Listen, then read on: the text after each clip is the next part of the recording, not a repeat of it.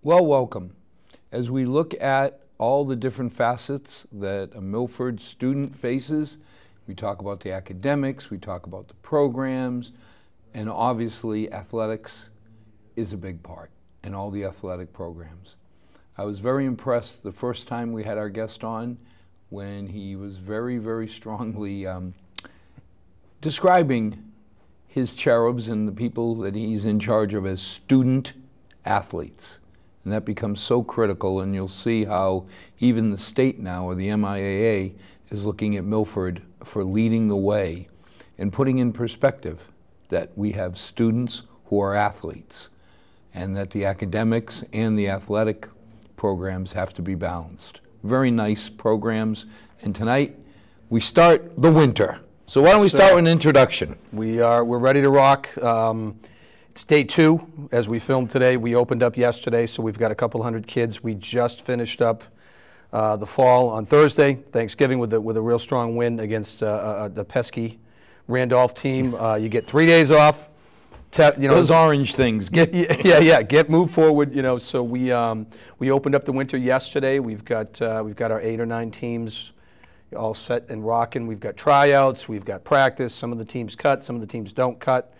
So we'll be as I look at the time, we'll have practices till about 7:30 tonight in the gym, and we're using various gyms throughout the district. Everybody's been really helpful, and yeah, we're ready to go. We got our 9 teams, and we're ready to see what we can do. But you just finished 9 teams, yes, right? We have 9 per season. I sat there and said, "My God, you already put through 9 teams." Yep, and that's 9 sports. That doesn't count if they've got every one of them has a JV. Some of them have freshmen. So I think that's right. 9 sports, not 9 teams. Yeah. I think I did the numbers. We were doing a presentation, our step-up presentation for the 8th grade, 7th and 8th grade at Stacy Middle to let them know what we're doing at the high school. And I think when I did the numbers, it was 61 or 62 teams altogether. It's mind-boggling. You have about 20 teams per season when you start to filter in JV, varsity, JV, and freshman teams. So it's busy. There's a lot to do. Herding cats. Yes. Yep. I mean, just unbelievable number of cats that you have to herd. About 400 to 450 per season. So now if we start, out of the 9 in the fall, give me a recap. I guess football first? Football, 6-5, winning season. In my opinion, the Hockomock League, as I've said before, is the NFL of high school sports. I was actually, you'll probably appreciate this, I was at a conference at Stonehill College, and it was to coaches and athletic directors, and there was multiple different topics. The main topic was leadership, which, people are really looking at us as a leader in leadership, if there's a better way to put that. And so the Stonehill AD, basically, without knowing that myself, the King Philip athletic director, and a couple other ADs were in the audience, she was explaining that certain leagues throughout New England, like let's say if you play football in the Big 3, they're going to pull your file. If you play, I don't know, name anything else, soccer in the Tri-Valley, they're going to pull your file. And she said at the end, she said, if you, for example, if you're in the Hockomock League, we pull your file for any sport. Doesn't matter what sport it is. That league is the premier, this is a quote, the premier league in New England. And of course, we're sitting there going, yeah, because we're in the league with all the other 11 schools now. But it doesn't matter whether it's golf, whether it's football, whether it's lacrosse, basketball. She was very clear that this league is so strong and the depth is so deep that, boom, you get an extra look at most colleges in New England if you're from this league and you're a student athlete from the Hockomock League. So we're fortunate. We feel. So what do you have to do to be in the Hockomock League? That's a really good question, because since like 1974 all the way up until about 6 years ago, it was 9 teams, and it stayed 9 teams forever. And then they brought on a 10th team, Attleboro. They moved to 10, and then the league decided they wanted to go to 12. And there was multiple reasons for that. There was more berths in playoffs, and they just wanted to even it out. They wanted 2 divisions. The Davenport is the smaller schools, and the Kelly Rex is the upper division. And I can tell you without a doubt that they had probably 60 to 70 schools apply when Taunton and Milford were accepted. When you say smaller schools, to the non-athletic Good parents, question. what's a What does smaller that school? mean? So the division that we're in is anywhere from 850 to about 1250. So we're one of the, I'd say upper 2/3, depending on how you look at it. But we're certainly in the small division of the Hockomock League, the Davenport. Oliver Ames just moved up to the Kelly Rex this year. North Attleboro moved down because of their numbers. Every 3 years we reevaluate. So what would be a big school? Oh boy, Taunton is 2,400. Now they have 8th grade at their high school, and they did it. It was brilliant the way they did that because they've kept a lot of their kids who were going to Coyle Cassidy and smaller schools, private schools. But their matriculation rate from 8th grade to 9th grade is in the high 90s now. The kids just are there. So it sounds like a lot, but their 8th graders are not allowed to play varsity sports. They can play JV and freshmen. So you're looking at 2,000. But still, that's a heck of a lot of good training. Absolutely. You know, when you start thinking about getting a coach who you're going to play for at high school, kind of like a redshirt freshman feels like. Yeah, because you can put them on JV. Think about some of the non-contact sports. You have tennis, you have cross country, you have golf. These kids can get as high as JV as an 8th grader. But I'm thinking of the team sports. I mean, you're influenced by the coach. Absolutely. You know, if you look at a basketball team, is it a fast break? Is it, how does the coach pick the students that he's going to play most? Right. It's his style or her style. Sure. So if I get an extra year as kind of, I hate to call it a redshirt freshman, but yeah, it is. It is really a redshirt freshman. They're in the high school system as an 8th grader, and the rest of the schools don't have that. So it's definitely an advantage. You're looking at, so you take King Philip and Franklin, they're in the 1,600, 369. Yeah, you're looking at, in the upper division, you're looking at 1,400 to 2,400 kids. So, I mean, realistically, when you look at a big school, they've got twice as many kids to pick from, is what you're saying. Yep, and we still compete against them. That's pretty amazing. Yeah, no, we take that with pride, You have Canton and Foxborough that have 800, 850. They play everybody as well. We have 1,100. So, our basic philosophy is we don't look at numbers. We look at the schedule, and if you're on our schedule, we're working. It's all about competing. Right. It's a really, it's something that I've tried to accentuate. From a science side, genetics has something. Absolutely. If I get to pick from a gene pool of 2,000, and you get to pick from 1,000, we got to work a lot harder. You got to work a heck of a lot harder. Yeah, and we beat those teams. We, not all the time. It depends on the sport. It depends on the season. But we are growing to a status where.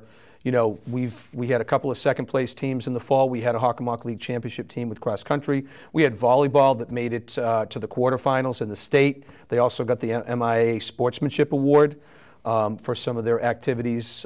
With Hopedale, we got the Division II MIA Sportsmanship. So if you look at football, D3. 6-5. Yep. Successful season in your mind? Yeah, I think you have to take a look at who we're playing. Of course, it's the Hockomock League. There are no, I would say. In other leagues, there's no gut teams. No, there's no bunnies. There's no easy layups. That's what we say. We actually say that to the coaches and the kids. It's like the NFL. Any given Sunday, you can lose. You can get a 1-9 team that plays the Patriots 9-1, and if we're not on the top of our game, you could lose. That's the way it is in every sport. There is no haves and have-nots. Everybody has, and then there's the upper echelon teams. But when I think about it, I would think I'd rather be a 6-5 team in the Premium League than a 7-2 team or in a lower league, because the kids who need scholarships to further their education have got to have a better chance. No, it's a good perspective because you take the Stonehill AD. She didn't know we were in the audience. She had no, that's who they're looking for. They're looking at the Premier Leagues. You take a kid from a league. I don't want to mention leagues, but another the league. The Okefenokee League. Yeah, exactly. And they're out there. Yeah. They're out there. And, you get a 7-2, 6-3, and you get a kid that runs, maybe 100, 150 yards a game, and then you get a Blake Hill who gets 200 yards per game with 2 broken wrists, by the way. That story in the Herald was amazing. I mean, nobody knew. He didn't tell anybody he was hurt. But you get a kid like that who runs up, gets 4 touchdowns per game and 3-4, even gets 100 yards per game in this league. People develop pipelines to certain leagues and certain schools, and we're now in that league where people will take a look and say, they're 500. They're no 7 matter and what. 4 last you look year. at, they get to college, and the pros look at the Big Ten league. Absolutely. They're going to look at Big Ten a lot more often than the Patriot League. Yes. You know, it's just fact of life. They've got X hours to invest. They know that those teams are competing at a much higher rate and a much more physical rate, depending on what sport it is. But it's the upper echelon. It is what it is. If you can scratch out a good record, you're in a good place. Next sport, cheerleading. They didn't do too bad this year, did they? I'll tell you what, that team just, it never ceases to amaze me because, you know, when I was in high school, way back in the dark ages, cheer was different. It didn't have the components of stunting and the athleticism, the gymnastics, the dance that it has now. So cheer truly is an athletic sport, and we treat it as a sport at Milford High School, as do most of the schools in Massachusetts. Coach Heather, Coach Johnson, she has, you know, 3 out of the 4 last years, they've won the state championship. Now that alone is impressive. But if you take the fact that we've been moved into different divisions, that's 3 different divisions. So it's not like we're hammering one division. We've been moved up, we've been moved over, and we're still winning. My daughter was on the cheer team at Milford High and on Cheer Excitement Stars. Heather and Tony got away with things that I always laughed and said, if I tried that as a soccer coach, the parents would have lynched me. Would go nuts. You know, down at Pheno Field Annex, and her and Tony making us line the cars up so that the lights they could have would stay on, and we could get another half hour. Practice, I'm trying to think, if I ever told the parents, well, come on, line up your headlights because I want to get another half hour. Yes. I don't know I'd get away with that. I think you need to have that championship pedigree. I think, you know, it just, as the winning moves forward, I think the expectations raise, and then people jump on board, parents, everybody. Even when Emily, she was a senior at Milford High, normally at Holy Cross, you can't cheer your freshman year first semester because you didn't go out for the team. Oh, okay. Somehow that coach knew about Milford from all the CES, the All-Star and all of that. Yes. And Tony and Heather introduced her. Next thing I know, Emily's trying out for Holy Cross in the spring. Wait a minute, she's not even going there till the fall. Right. You know, it was like she hasn't. The contract, you know, the offer letter wasn't even... LOI, the letter of intent, you know, but it's funny, you sit there and, you know, they don't do that for cheering, but her acceptance letter the ink wasn't even dry yet. Yep.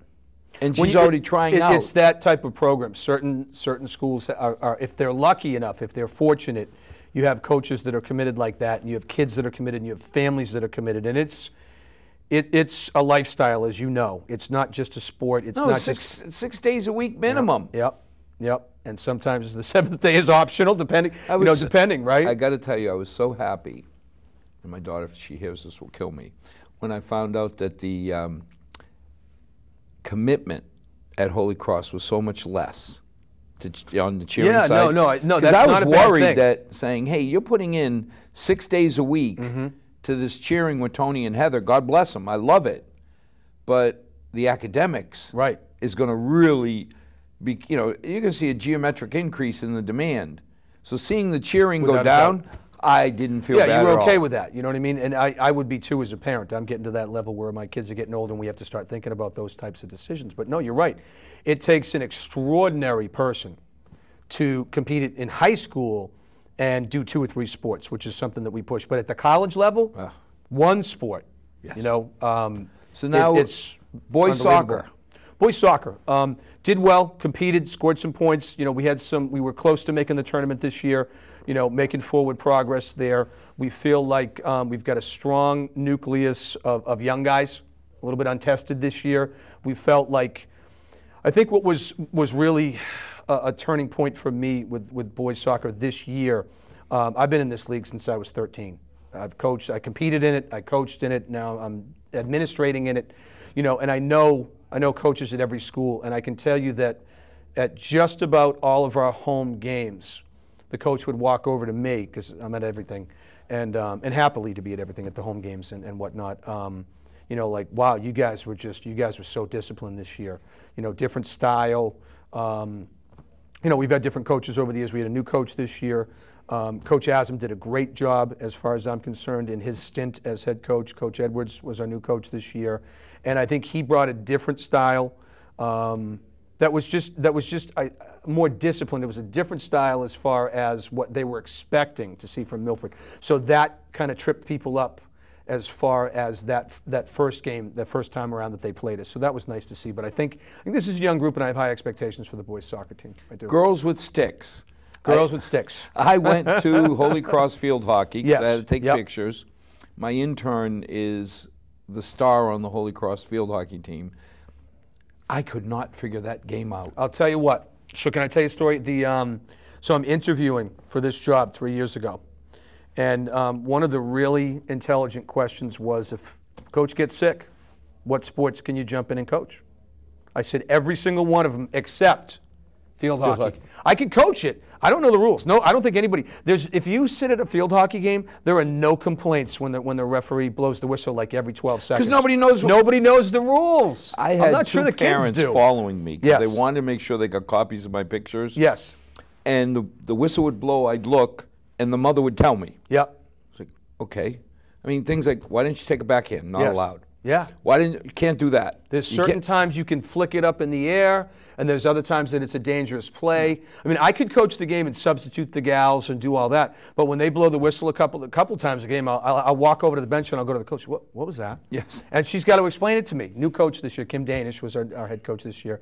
Emily Abundanza is finishing her doctorate's degree, so she didn't have time this year. So it was a good transition. They had worked together previously. We had a couple wins. This is an extremely competitive league for field hockey. So, but our numbers were up this year. We had 44 gals, so we were full at the varsity level. We were full at JV. We feel good about that. We had new assistant coach Tim Dowd, who's a hockey guy, English teacher at the school. So we loved what he brought to the table. So we think our future is bright with that sport as well. We do. We feel good. Now you got people running away cross country. Yes, yeah, very exciting this year. Our girls won a couple of meets last year. They won one meet this year. Coach Sanzone, has definitely been working hard with them. So I think they gave everything they had. Again, you're gonna get tired of me saying it. Cross country, this is the premier in the state. Typically, out of the Hockomock League, when we split up in divisions at the state level, we have 3 or 4 out of the 12 state champions or runners-up. So our girls, have been working hard to compete. Our boys this year, though, won the Hockomock League championship. So we're really excited about that. Jack Khalil is quite the individual runner. Cool. He made the All-State meet last year as a sophomore. Got injured this year. I don't like making excuses, but at the end of the year, he missed 2 weeks of training. We still were able to pull out the championship. New head coach John Vanderkyle, we elevated him to the boys' side. It just made sense for each coach to really work with their own team. We had some newcomers, another captain, Jared Luce. The guys from top to bottom really, really worked hard over the summer. That's going to be at all of these levels. When you look at the difference that separates, the best from the second from the third, it's got to be a killer to even have an injury to try and stay up. Yep. And one of the things we're fortunate about is, at least with the fitness and the conditioning sports, we have the pool. We have a brand new fitness center. So we're able to get these guys and these gals augment their time out, or their injured time, put them in the pool. If they've got an injured arm, we can throw them on a treadmill or put them on an elliptical. So, we feel really good about the progress we've made with the fitness center, the pool. We couldn't be luckier. We're only one of 2 schools. Hopefully in about 10 years, there'll be a few people growling when they hear this, but there's a new school coming. Yes. Yeah. When we look at doing the high school over. Yeah. And it's coming. I haven't been there 3 years. I loved that high school. I loved it when we were the first class out in '74. Yeah. But you got to look and say, okay, as we get near 50 years, that's our aircraft carrier, our battleship. Yes. But even the battleships needed some renovation. Yes, facelift and whatnot. I would say, I worked in 2 other schools. One was my alma mater of King Philip, and one was Canton. Both of those schools were built about the same time, and they've both since, one renovated entirely, that was King Philip, and one built a brand new one, that was Canton. But yeah, it's tough, and I understand that as a former student at a school that, when I heard that they were rebuilding a new one for my alma mater, it hurt a little bit, but I've gone back as an alumni. I'm on the Alumni Association. But it's nice for the kids because you need it after a while. To different cheering events and all, and you went to a place like Shrewsbury, and you saw that field house. We were up there for the state tournament. And you sit there and say, Yep. wouldn't it be sweet to have Yes. that? It would be wonderful to have a field house. I mean, that would be a long-term projection and vision for certainly for where I sit in the athletic office.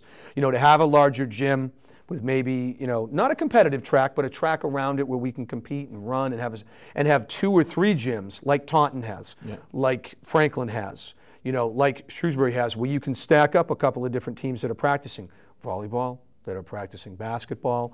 You know, during the spring season, we're always looking for space, but to be able to have different teams in there at the same time, how great would that be for camaraderie? It was 11 years ago when we talked about middle school.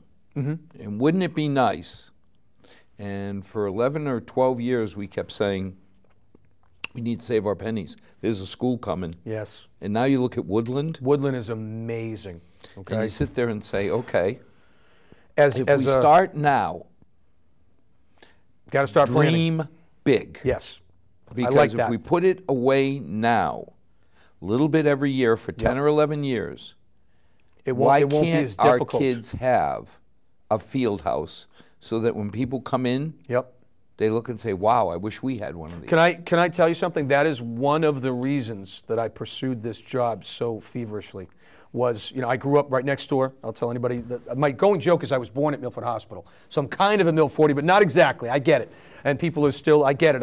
You know, this is home to me. I plan to retire from this district. I love, but one of the reasons that drew me to this job, 2 of them were huge. One was being moved into the Hockomock League. I like your attitude. That's our attitude right now. Why be a small fish? You know, a big fish in a small pond. Let's be a big fish in the biggest pond, right? Let's be the best. And coming from where I competed in the 80s and where I coached in the 90s into the 2000s, this place always struck me as 2 things. Incredibly tough. Incredibly tough. Didn't matter what you played Milford in, they were ready to knock your block off. And that could even be in a sport like track, where there's no contact. They're just going to bring it. They're going to bring it every single game. And secondly, the commitment that you could see from the fans and the parents, you could just feel it living next door, that this town always wanted the best. And I like, that's just the way I've grown up. It's a curse and a blessing all at the same time. It's got to be bigger, better, best. And why shouldn't our kids have the best? See, you know, you talk about being a Milfordian. I finally told my daughter, who's up with you at the high school. Yes, yeah, great gal. I said, Lexi, you can claim to be a true Milfordian. You're 3rd generation Milford. Yes. And you live within 2 miles of your mother. Yeah. so if you got to have that last piece. Absolutely. But you know, when you joke about it, I look at the dedication, the ownership, the passion of the educators. Yes. And that's a great group. K to 12. I'll never forget, we've been fortunate at Milford that we've had surpluses. But the year that we got stung, like everybody else, I saw towns around us, and their teachers were delaying their raises. And I sat there as finance committee. I said, how does that help me? If I can't afford my mortgage now, how can I afford a double raise of my mortgage in 12 months? Because 12 months are going to blink. I remember, and you never think of it, it was our union teachers. You know, everybody always says the union only cares about itself. Well, it was our union teachers that came to us and said, we'll give up our raise if you promise that that money stays to save teachers.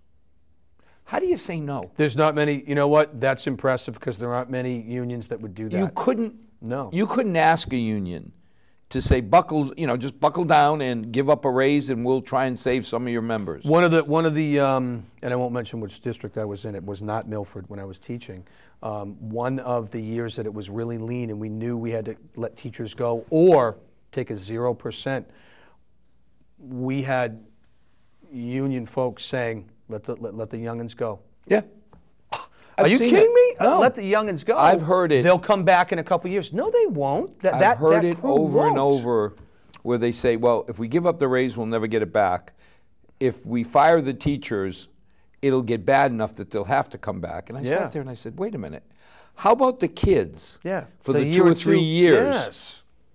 So that's admirable that they came. I wasn't here then, but it's admirable that the union came with that type of perspective. That's not something you ever forget. No. So every once in a while when, yeah, maybe this year was a 1% inflation year and the teachers got 2, okay. Well, there was the 2% that they got 0. Right. You know, so that kind That compounds. You never really make that up. Right. I know that from my days. But you know, now when you start looking and you say, okay, if we start planning now, I want to see a long-range education plan that takes care of the science, the engineering, yes, the STEAM, math, right? Absolutely. the STEM. Yep. Now you have to say STEAM because if you don't throw the arts in there, Everybody, the liberal arts majors yell at the chemistry yes, people. Yes. So, yep. but see, I'm already conditioned. it's already, we got that, but we have to look at, okay, what do we do for the kids' athletic side? Because there has to be a balance. Agreed. I think, and again, I think one of the things that I'm looking at is as we continue to compete in this league, and you know, in my opinion, we have to embrace competition. You know, you competed for your job, I competed for my job, we compete for parking spaces. When you shop at Target, you compete for the shortest. We compete. I don't care. It might sound funny, but no matter what you're doing, you're competing. We just have to openly embrace it, and I feel like our department has done that. The kids love it, you know, and it was always there. I'm just putting a label to it. It was always in this town, so I'm labeling it more openly, maybe. That's all. But no, I agree with you. I think it's important to do that and push forward, you know. But I like the idea of having a long-range plan. And I think what it comes down to is if we don't want to provide the best for our kids, who will? We're the only ones, we're the only, you know, the Milford folks, we're the stewards Pete, of the future. We've had this argument for countless town meetings, and a few of us have gotten up and said, you know, I don't need anybody from Beacon Hill or Washington or Capitol Hill to come and tell me how to take care of Milford kids. Right. Milford's town meeting has always led the way in taking care of our kids. So now when you look and you say, if I'm planning for a school for 10 years from now, and you say, well, it's going to be 80, 90 million, 60 million was Woodland. Right, right. But let's say building a new wing on the high school and renovating the others, going to be 80, 90 million dollars. Yes, most likely. Okay, it's ridiculous money. But if you came back and said, doing all that with a premier field house is going to be 94 million. Well, you know, in for a penny, in for a pound. Absolutely, and it's also, you compound that to the future. Now you have that for what, another 40 or 50 years? Right. And I think one of the things that's important for me, you know, I love your idea. I feel like you've been sneaking at my notes in my office, to be honest with you, because this is definitely where I think we need to talk about it and begin to plan for certain situations. But if you want to keep Milford kids in Milford, if you want to compete with the surrounding towns and the private schools and whatnot, why wouldn't we offer the best? And when you see Mike Walsh, you just got to go field house. Yeah, subliminal field house. So, I think he would be on board. You know. So how'd the girls' soccer do? Girls' soccer, they were close to qualifying this year. You know, we qualified last year for the tournament. It was an interesting situation with a couple of veterans and a bunch of new kids, you know, new freshmen. We had 5 or 6 freshmen that started varsity. We had some returning veterans. So it took the coach some time to get them gelled and get them ready to rock in this league. But what was nice for both boys and girls soccer, we were in it all the way till just to the end of the season. Is that Jay or? Jay Mastay, yes. Yep. Definitely a soccer guy, knows his stuff. My neighbor. Oh, okay, good. Yes, yeah, my next door neighbor. I was going to ask you how you knew him, but definitely a soccer mind. You know, with all the soccer folks I've met in my time and all the soccer I played when I was younger. Yeah, good. Just a good season. We would have liked to be in the tournament, absolutely. But you know, for as hard as those captains and those kids worked and the coaches worked, but I'm again, proud of them. There you've got somebody who Jay always was able to balance. You know, yes, you want to win. Yes. But there's we're going to do it the limit. right way. Yes. Winning the right way is the goal. Just winning. Not yeah. No, we don't want to be that town. You know, and he's got 3 daughters that you can see. He and Marie really put time, quality time, because they've turned out to be fine young ladies. Yep. And if the 16 others that are his daughters each year, you know, come out the same way because of what he does, then you're in a good place. You feel good, right? You know, and we feel like we're doing that right now. We're competing, but you know, you look back to our core values, and number 2 for the athletics is, you know, championship sportsmanship. Doesn't matter how the other team's behaving. Winning or losing, you shouldn't be able to tell how the game is going by the way we behave on the court, on the floor, on the turf. We're just competing. Pete, that's a life lesson, because when you get into a boardroom, I think I need you to come to my next, to the 3 sports nights that I have. We got 400 people. I think I'm going to have you come in and just echo there's that. a life lesson, because it is. No, it is, it's so hard to take junior managers or junior executives and say, look, I know so-and-so's acting like a rectum. That's fine. Right. Do not lower yourself. Because although, you'll see people get emotionally, scream, they yell, and you're like, no, seriously. Yeah. And I mean, I've gotten up and walked out when I said, at that point I was 51 years old. I said, my mother doesn't even yell at me anymore. When you want to have a rational conversation. Absolutely.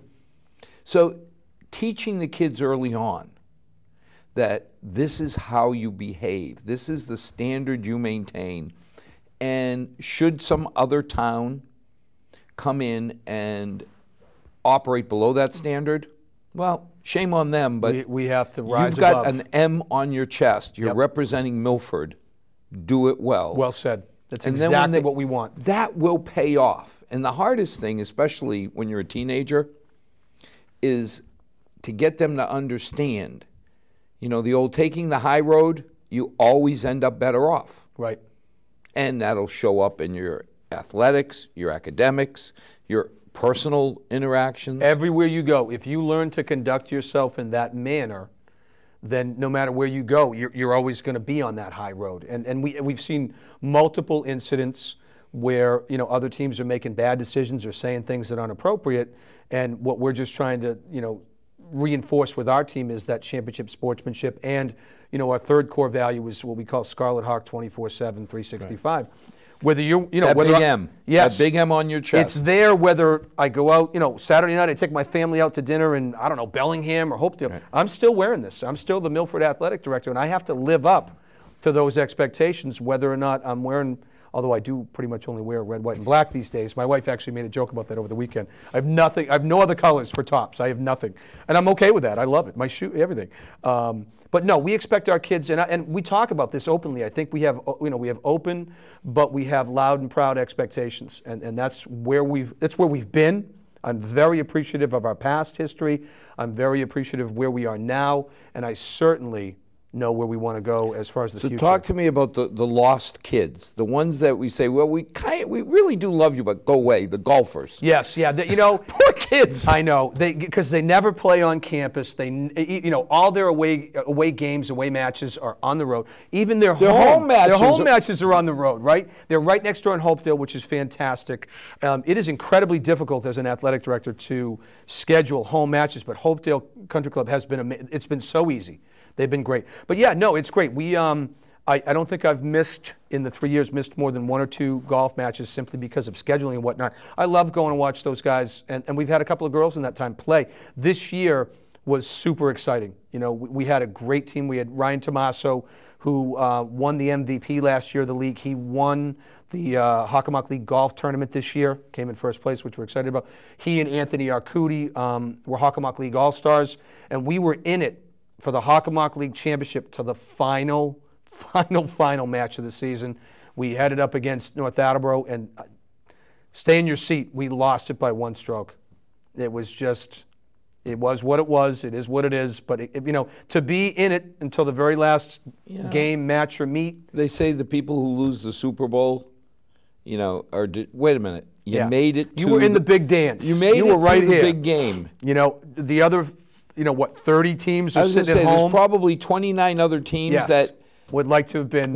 Even if they had to lose at the big dance, would like to have been in the there. They would like to have been dancing, right? So, those guys, Coach Potty, I have to tell you, I'll tell anybody that listens, I've been in athletics since age 8. Coach Potty has got to be the most dedicated and fired up golf coach I've ever seen. He loves the sport. He loves the kids. They love him. It's like a small family. You're talking about 12 to 15 kids. Coach Chappie helps them. Nobody's more, dedicated and crazy about athletics than Coach Chappie. They make a good team, and it's just a great situation. I love going to watch those guys play, I was able to make it up to the Hockomock League golf competition up in Canton.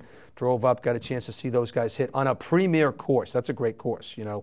That's a championship course, and it was just fun. They take it so serious. Other schools in other leagues maybe treat golf as a second or third tier, as you would like, you know, alluding to as, you know, as a joke. I know you joke, but well, no, you always felt bad because every other sport we can host. Yeah, in yeah, Milford. we're at home. We're at home for something, and right? you sit there and say, "Well, guys, gals, we really do love you, but yeah, shoo, yeah, you're off. You're off today. We're never going to let you You're play. home, but you're away. Yeah. Right? Yeah.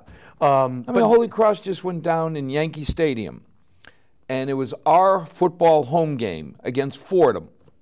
And I sat there and said, "Wait a minute, Yeah. how does that make a home sense, right? game? We're in the Bronx Yes. playing a team from the Bronx." So you sit there and say the closest you can come is Hopedale. Right. 6 God minutes bless down you. the road. We'll take, you know. Yeah, but still, it's off campus. It's like, you know, it's similar to even baseball, which has got, you know, a wonderful reputation. I mean, we're considered one of the best baseball towns in the state, if not New England. And just because it's off campus, there's a little bit of an ostracization to it. You can't help it.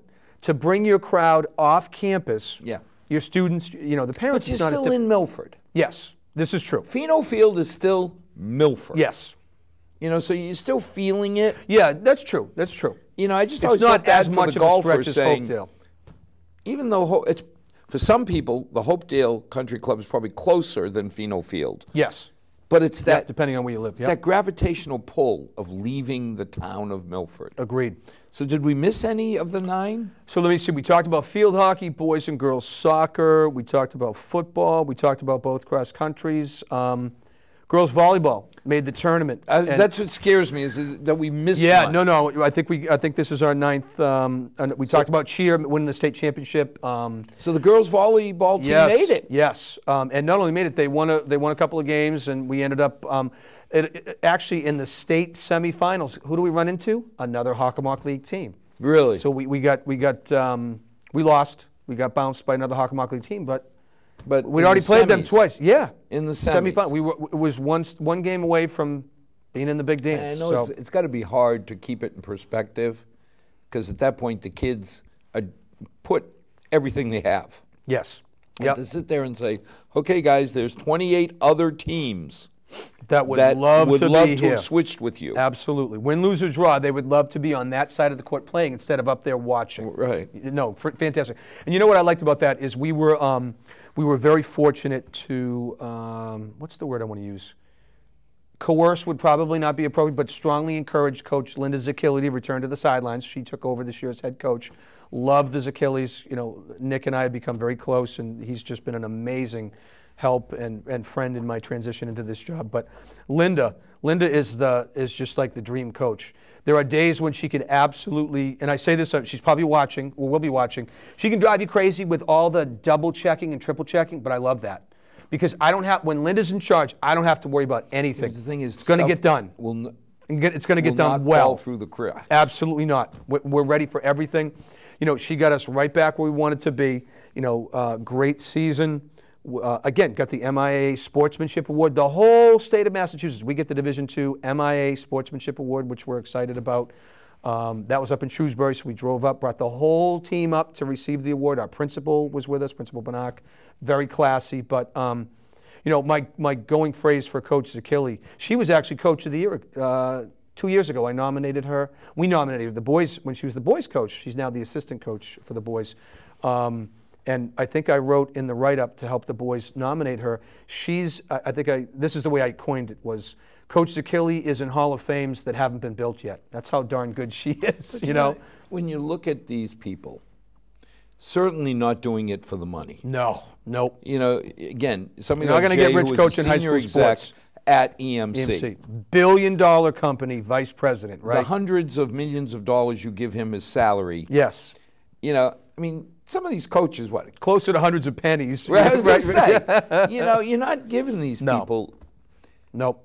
If they really did look at the payment per hour, I think we in Milford would violate the minimum wage rule. We would decimate. You know, because you sit there and say, how many hours does a coach put in not just with the kids, but thinking, Sure. putting together. So as a former head coach, there were a couple of years where I did do the math, and it ended up being less than $1 per hour. That's what I'm saying. If you count in the recruiting, the phone calls, the emails, the strategizing, the game planning, coaching your 2.5 hour practice every day, half hour with the captains and coaches ahead of time, half hour. It really does become a full-time job during the season, or darn close, 30, 35 hours. For what, a couple grand? Yeah. Yep. I mean, you think about it. It truly is. People It's will for the love of see the game head and the love of coaches at kids. these colleges, and they say, "Well, they're making $300,000-400,000." It's like, no, they're making $300 or $400 or $1,000. Yeah. If you look at most of the local colleges, the Division IIIs, and some of the Division IIs, they're not. They're $5,000-6,000 for a head coach, at the college level, and we're less than that at the high school level. It's not about. It's certainly not for the money. It's not. If you're doing it properly, and you're coaching the way you need to be coaching. But if you're not, you don't last. Right. Well, you shouldn't last. The kids will feel it. Yep. Year after year. One of the most touching moments is when your kids come back years later. Yes. And tell you thank you. And it wasn't just for the coaching. Yep. It was for being there when they needed help, for doing all the extra stuff. Yes. And you can see it in the coaches. When a cheerleading coach takes a little extra time to introduce my daughter to the coach of Holy Cross. Right. Not for any monetary reason, just because it's the right, because Heather she thinks and Tony highly got of your nothing daughter. out of it.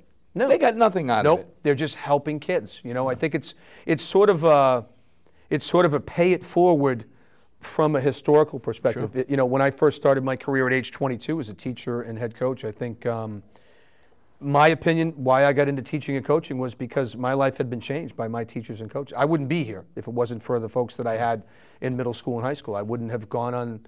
I wouldn't have had the success that I had. None of that. All of that is attributed to, some of it was my parents and how they pushed me, but a lot of it was 2 or 3 special coaches who said, you can make something of yourself, and you want to give that back. You remember back, and I skipped school, and Not back you. then, oh God, Uncle Paul Raftery decided, you're not doing that anymore. So he used to drive from North Bow Street, cross town to the Heights, pick me up, and bring me to school. Drag you back, right? Yeah. And you sit there and say, now wait a minute, he didn't have to do that. Nope. But it's that kind of thing that you see so many of the coaches, so many of the educators in Milford doing that extra because they have a passion for it. They stick with it. They stay the cause because, you know what, I think for the vast majority of them, somebody did that for them. And I think a lot of us just want to give back. And if you can, I'll say to our head coaches, if you can do that for a couple of kids each season, you're not going to reach everybody. And not everybody needs to be reached, but if you can reach a couple who need it, you can change their lives. I can't tell you how many essays I read every year that are college, entry essays where kids will talk about their coach or a coach and how it changed their lives. I mean, it would bring you to tears. I could give you 2 or 3 of them, and you wouldn't be able to read any more. I'd have a stack like this, but you'd stop because you're not hydrated enough to cry that much. So now the MIAA didn't think your Leadership Academy was worth much, did they?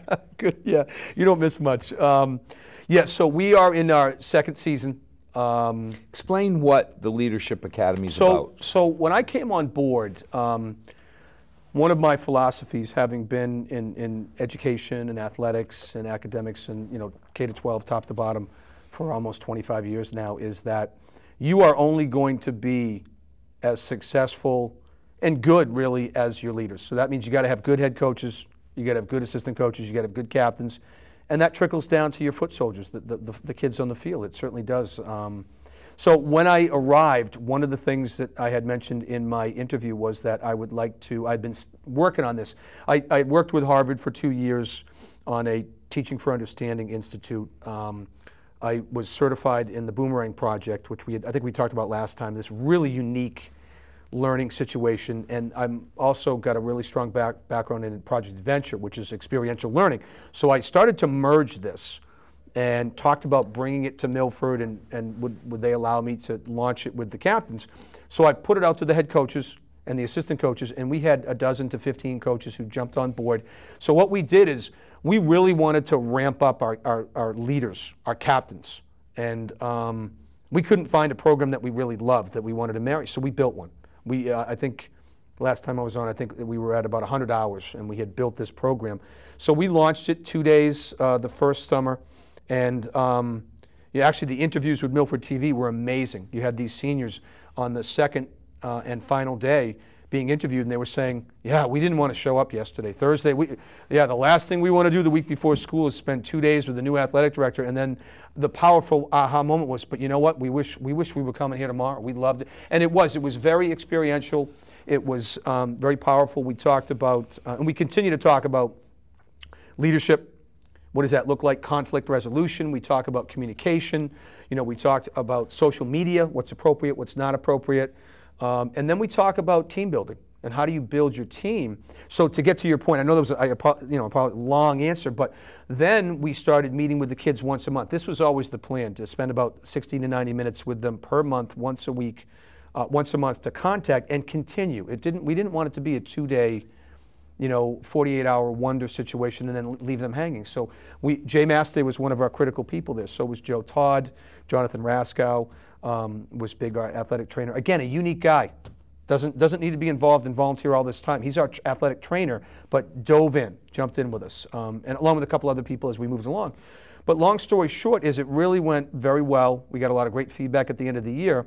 And then Joe Todd and I were invited to come up to the New Balance camp up in New Hampshire to present. So I presented my leadership module, he presented his conflict resolution, and word just kind of sprung from there. People were looking to buy it and borrow it, and we were at that point, we're just saying, we didn't get into this for money. We're not going to sell it, and we're not ready to give it away yet. When it's right, we'll release it. So we ran it again this year. We're in the middle of doing it. I have worked with our special ed department and our lead nurse, Judy Dagnes. Next summer, we're going to add a third day, which is going to be picked up by some of their grants, and we're going to go to the Franklin YMCA, one of the local, either Hopkinton or Franklin, not sure yet. And we're going to just do Project Adventure team building all day long.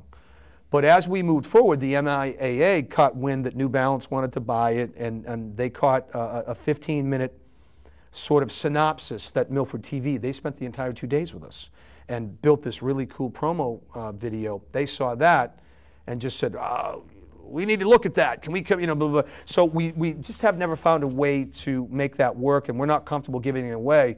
So at the last, one of the last MIA meetings I was at, they had said to us, well, how about if we come to you? You can host it. You can host this leadership conference. We'll bring people to you, and why don't you present? So we were like, see, again, we can do that. We can make that work. That's the big M. All of a sudden, Milford is being held out as a standard of excellence in another area. And we feel great about that. We do, because you should feel proud. You did something that not only helped the kids, but the impression of the town by other people. Absolutely. Yeah, people are looking at us, saying, and I should say to you, in between there, Coach Chappie is really involved with New England Swimming Association, so they had me come in. He hosted the first ever consortium of high school and college swim coaches, so he asked me to do a 1-hour presentation.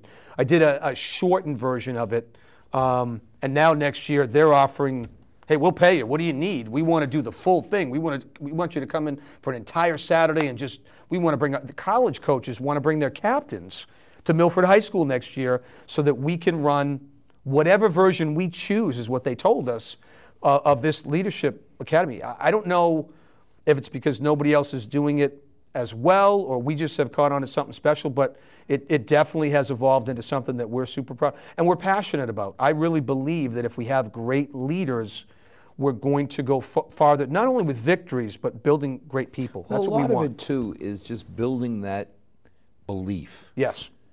Years ago, I got invited to go up and participate in an entrepreneurial studies program at Holy Cross. And you studied for a month with these kids. And I knew a lot of the basketball players and all because of my daughter cheering. We were always there.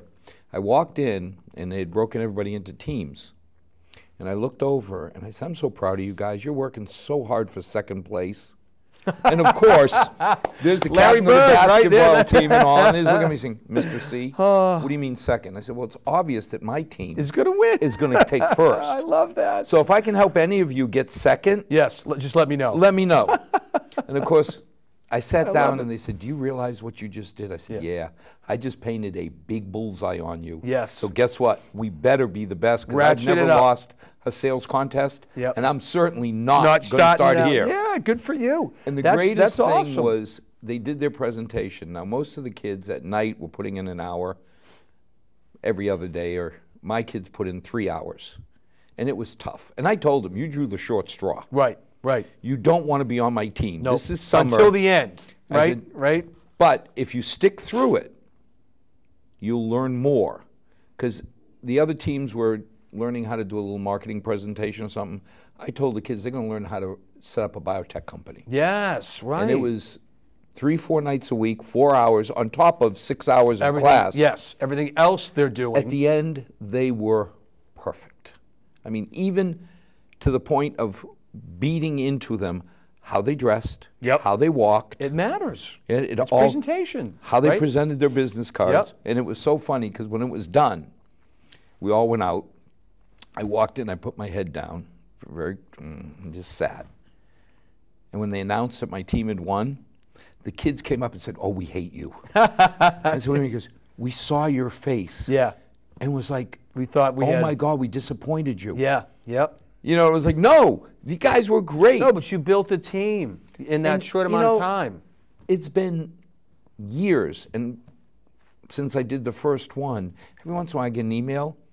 This still works. Yes, yeah. Because they remembered the skills we practiced, even how to walk in, how to stand.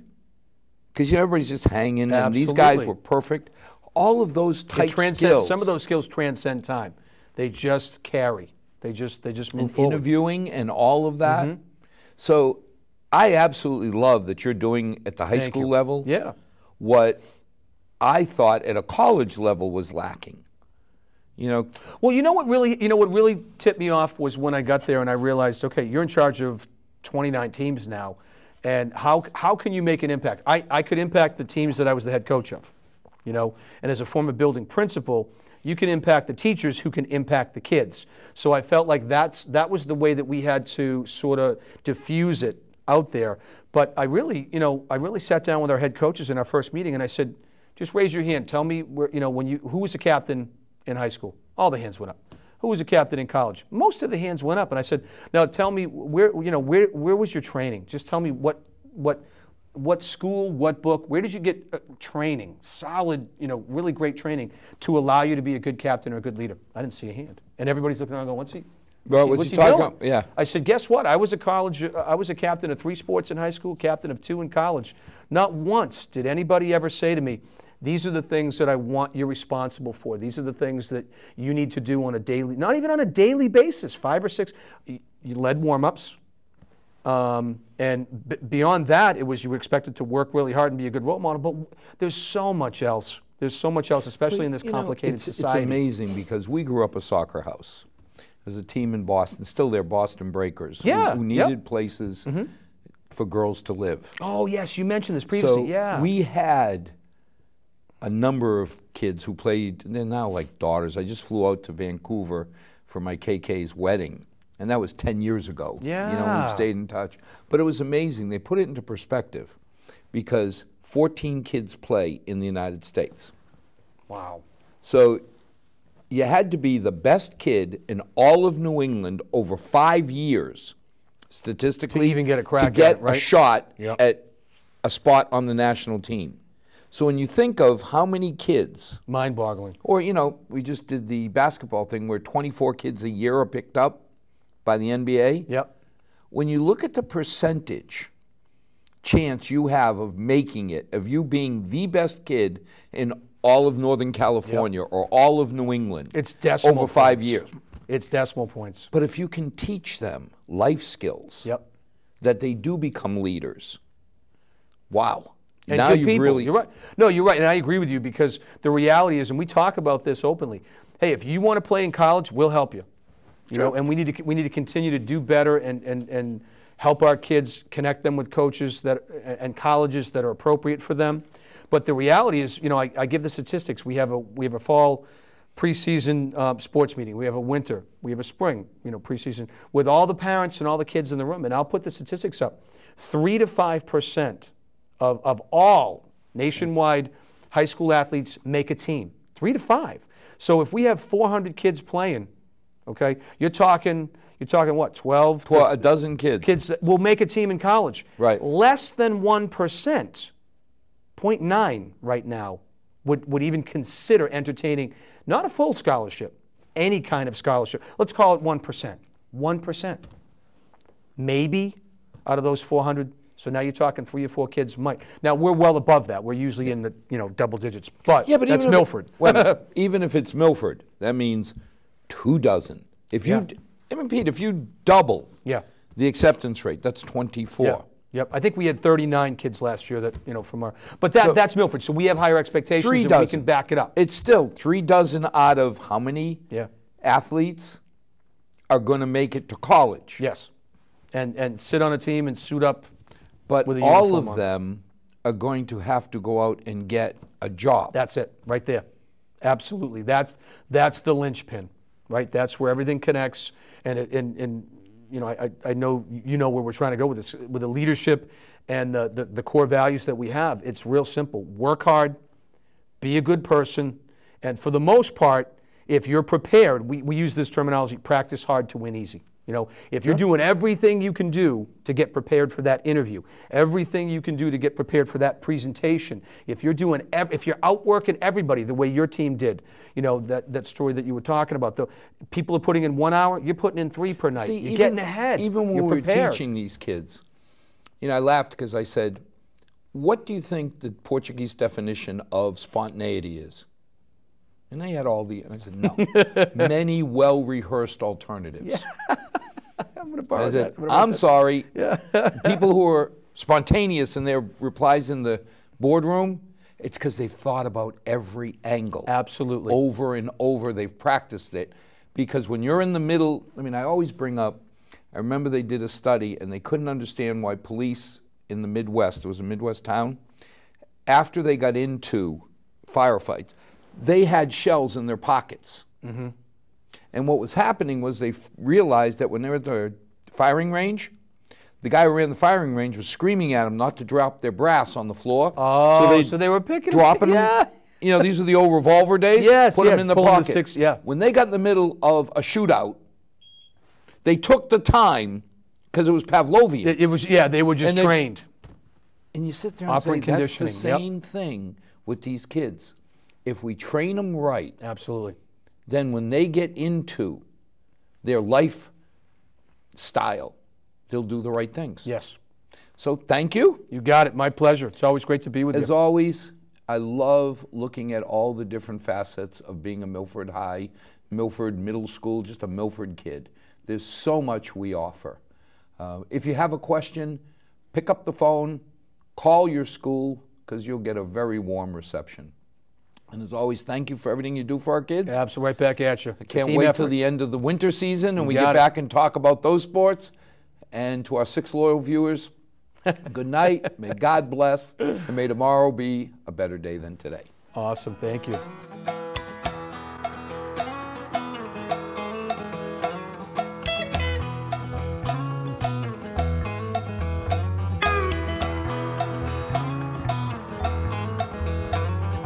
Not too long since I've been home, been running all my life just